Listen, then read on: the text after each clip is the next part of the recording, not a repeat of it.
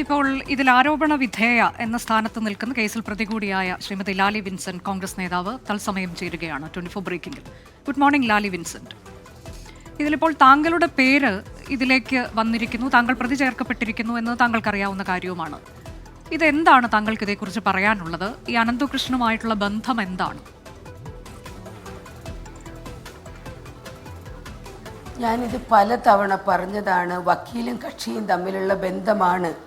എന്നെ പ്രതി ചേർത്തതിന് ഞാൻ തീർച്ചയായും പോലീസിന് വിശദീകരണം കൊടുക്കും.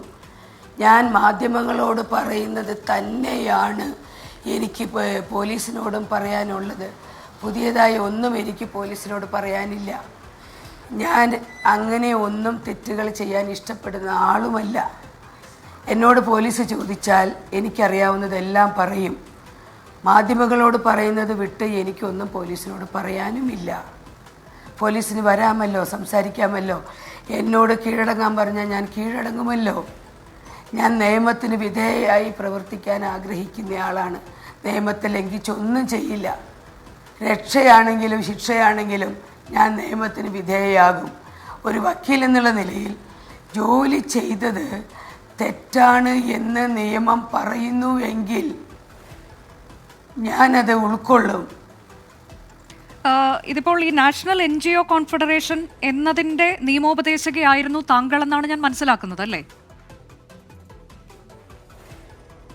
അല്ല, ഞാൻ അവരുടെ ആരുമല്ല. ഞാൻ അവരെ ഉപദേശിച്ചിട്ടുമില്ല. എനിക്ക് അവരുമായി ഒരു ബന്ധവുമില്ല. അവരുടെ ട്രസ്റ്റ് ഡീഡോ അനന്തകൃഷ്ണൻ ബിസിനസ് ചെയ്യണമെന്ന് പറഞ്ഞ് അവരുണ്ടാക്കിയ അവരുടെ മറ്റൊരു ഡീഡോ ഞാൻ വായിച്ചിട്ടുണ്ട് എന്നല്ലാതെ എനിക്കൊരു ബന്ധവുമില്ല.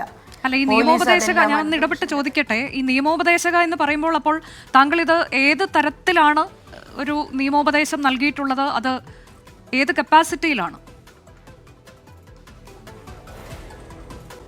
ഞാൻ നിയമോപദേശം നൽകിയത് മുഴുവൻ ഈ ലേ മെറിഡിയനിലെ പരിപാടികൾ, അതായത് ലേ മെറിഡിയനിലെ പരിപാടികൾക്ക് ഏതാനും ദിവസങ്ങൾക്ക് മുമ്പാണല്ലോ അനന്തകൃഷ്ണൻ അശോകയിൽ ഫ്ലാറ്റ് എടുക്കുന്നത്. അനന്തകൃഷ്ണൻ അശോകയിൽ ഫ്ലാറ്റ് എടുക്കുന്നത് ജൂണായിരിക്കും.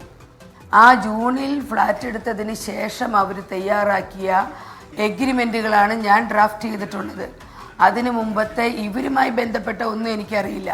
അനന്തകൃഷ്ണൻ്റെ പേഴ്സണൽ കേസുകൾ ഞാൻ നടത്തിയിട്ടുണ്ട്. ഇതുമായി ബന്ധപ്പെട്ട കേസുകൾ ആരംഭിക്കുന്നത് ഈ ലേ മെറിഡിയനിലെ ഇവരുടെ സമ്മിറ്റിന് തൊട്ട് മുമ്പ് ജൂൺ മുതലായിരിക്കും. അപ്പോൾ ജൂൺ മുതലുള്ള കാര്യങ്ങൾ ചെയ്തിട്ടുണ്ടാകും. പിന്നെ അനന്തകൃഷ്ണൻ്റെ പേഴ്സണൽ കേസുകൾക്ക് ഞാൻ നടത്തിയിട്ടുണ്ട്, കേസ് ജയിച്ചിട്ടുണ്ട്. അതിനെനിക്ക് ഫീസും തന്നിട്ടുണ്ട്. കോടതിയിൽ കെട്ടിവെക്കാനുള്ള പൈസയും എൻ്റെ അക്കൗണ്ടിൽ ഇട്ട് തന്നിട്ടുണ്ട്. ഇതിൽ ഇദ്ദേഹം നടത്തിയ തട്ടിപ്പുകളെ കുറിച്ച്, ഇപ്പോൾ ഇത് വലിയ തട്ടിപ്പാണ്. ചില ആളുകൾക്കൊക്കെ ചിലത് കിട്ടിയിട്ടുണ്ട്. താങ്കൾ അത് ശ്രദ്ധിച്ചു കാണും. നമ്മളോടൊക്കെ ചില ഈ തട്ടിപ്പിന് ഇരയായവർ പറയുന്നുണ്ട്. അങ്ങനെയാണിത് വിശ്വാസയോഗ്യമെന്ന് ധരിപ്പിച്ചിട്ടാണ് പിന്നീട് ബാക്കിയുള്ള തട്ടിപ്പിലേക്ക് പോകുന്നത്. കുറേയൊക്കെ കിട്ടിയിട്ടുണ്ട് ആളുകൾക്ക് പറഞ്ഞതുപോലെ. അപ്പോൾ ഇങ്ങനെ ഒരു കാര്യം നടക്കുന്നുണ്ടോ എന്നതിനെക്കുറിച്ച് താങ്കൾക്ക് ഒരു ധാരണയും ഉണ്ടായിരുന്നില്ല, അല്ലേ? എനിക്ക് ഒക്ടോബർ 5-ാം തീയതി, ഇവർ ഒക്ടോബർ 3-ാം തീയതി ഏതോ ഒരു ഫംഗ്ഷൻ തൃശ്ശൂരോ കോഴിക്കോടോ എവിടെയോ നടത്തിയിട്ട് വരുമ്പോഴാണ് ഇവരുടെ അക്കൗണ്ട് മൂവാറ്റുപുഴ പോലീസ് ഫ്രീസ് ചെയ്യുന്നത്. എന്നോട് അനന്തകൃഷ്ണൻ അതേക്കുറിച്ച് 3-ാം തീയതി വൈകിട്ട് പറഞ്ഞു. 4-ാം തീയതിയാണെന്ന് തോന്നുന്നു ഞാൻ എറണാകുളത്ത് എത്തുന്നത്. 5-ാം തീയതി ഞാൻ മൂവാറ്റുപുഴ പോലീസ് സ്റ്റേഷനിൽ ചെന്നു സംസാരിച്ചു. സർക്കിൾ ഇൻസ്പെക്ടർ പള്ളിപ്പെരുന്നാൾ കാരണം ഉറക്കം നിന്നതുകൊണ്ട് റെസ്റ്റ് എടുക്കുകയാണ് എന്ന് SI പറഞ്ഞു. അദ്ദേഹത്തെ ശല്യപ്പെടുത്തണ്ട എന്ന് പറഞ്ഞിട്ട് ഞാൻ പിന്നെ CIക്ക് പനിയാണെന്നും കൂടെ പറഞ്ഞെന്ന് തോന്നുന്നു. SI ആണ് 1.5 മണിക്കൂർ ഇരുന്ന് എനിക്കിത് പഠിപ്പിച്ചു തരുന്നത്. അന്ന് മുതൽ എനിക്ക് ഈ കാര്യങ്ങളുടെ 50% അറിയാം. 50% എനിക്കറിയില്ല, ഇപ്പോഴും അറിയില്ല.